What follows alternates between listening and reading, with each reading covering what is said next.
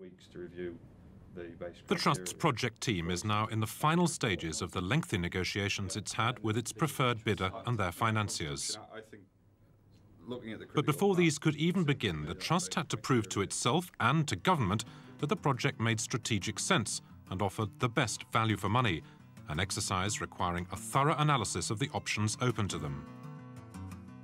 We eventually narrowed a long list of 10 options down to 3 options, which was basically a do minimum option, which was to sell one of the sites and keep the site at the infirmary, which we are now, and one at the general. And then the other 2 options was build a new hospital with public money or build a hospital with private money. So as a team we worked through the options, and then as finance director I had to go away, gather all the relevant information, looking at capital costs, maintenance, look at cost of providing services and try and build up the details behind the spreadsheets. The option analysis required them to cost the risks of building and operating hospitals.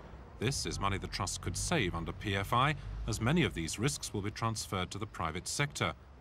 Answers needed to be found to a multitude of questions, ranging from what's the likelihood and cost of replacing a broken window to what's the potential financial impact of a change in health and safety regulations.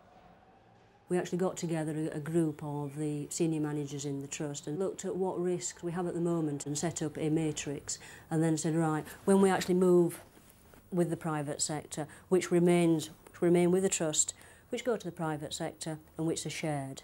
And then we went through that saying, well, what's the probability of it actually happening?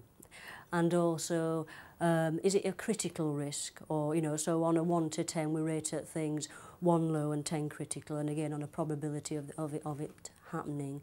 We also then went through and said, right, can we actually quantify that? Can you actually put a pound note against it? So we went through and then we sat down, and then the difficult job was actually trying to price up the risks.